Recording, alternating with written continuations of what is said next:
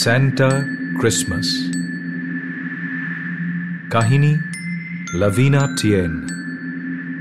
ডিসেম্বরের একটি সুন্দর দিন, পরিষ্কার নীল আকাশ, আর গাছের মাথাগুলি সাদা বরফে ঢাকা। আকাশে বাতাসে বড়দিনের ছোঁয়া। কিন্তু স্যান্টার লজে সব নিস্তব্ধ। ক্রিসমাসের উপহার তৈরির সময় প্রতি বছর যে হইচই আনাগোনা হয়, এবছর সেসব কিছুই নেই, কারণ স্যান্টা অসুস্থ। এবার ছোট ছোট ছেলে মেয়েদের ক্রিসমাসের উপহারের কি হবে? বিছানায় শুয়ে শুয়ে অসুস্থ স্যান্টা ভাবছে। সে যতই ভাবছে ততই তার মন খারাপ হয়ে যাচ্ছে। হঠাৎ বাইরে ও কিসের কোলাহল? সে জানলা দিয়ে দেখে তার 4টি বলগা হরিণ প্রতি বছরের মতো এবছরও তার অপেক্ষায় শান্ত হয়ে দাঁড়িয়ে আছে। কিন্তু এ কি, ওরা হাঁপাচ্ছে কেন?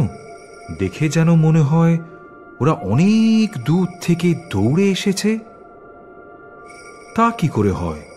তারপর স্যান্টা ভালো করে দেখে, তখন যে দৃশ্য তার চোখে পড়ল তা যেন সে বিশ্বাস করতে পারল না। সে দেখল বলগা হরিণের পেছনে লম্বা সারি স্লে গাড়ি, আর সেই গাড়িতে এসেছে ছোট ছোট ছেলে মেয়েরা। একে একে তারা লাফিয়ে লাফিয়ে বরফের উপরে নামছে। নানা রঙের পোশাক পরা সেই সব ছেলে মেয়েরা আসছে স্যান্টার লজের দিকে। একটু পরে দরজায় টোকা মারার শব্দ হল।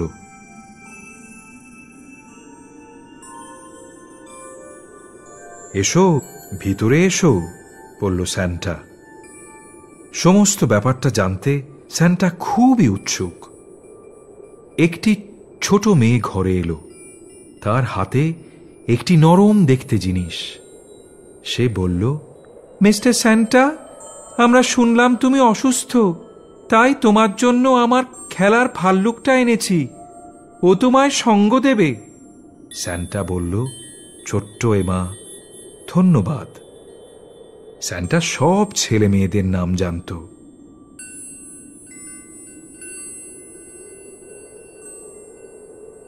তারপর এলো একটি কিশোর। তার হাতে একটা লাল রঙের প্যাকেট। ছেলেটি বলল, পাপা স্যান্টা, তুমি অসুস্থ শুনে আমার বাড়ির সবাই এই বালাপোষটা বুনে দিয়েছে।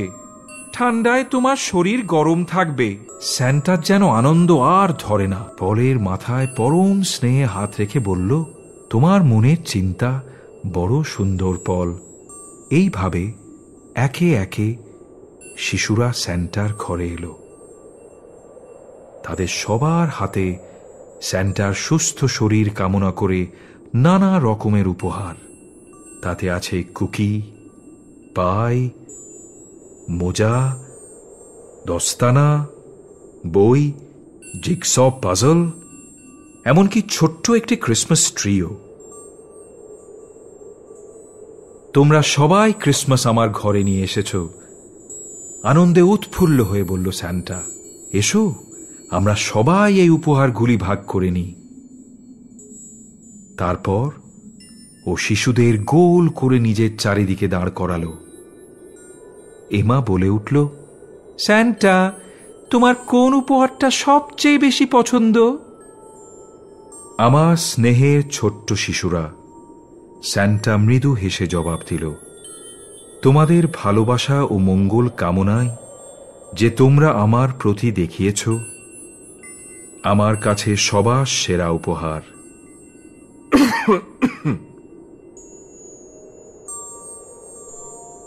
এই বলে সে সবার উৎসুক মুখগুলির দিকে সস্নেহে তাকাল। এই হল ক্রিসমাসের সত্যিকারের অর্থ।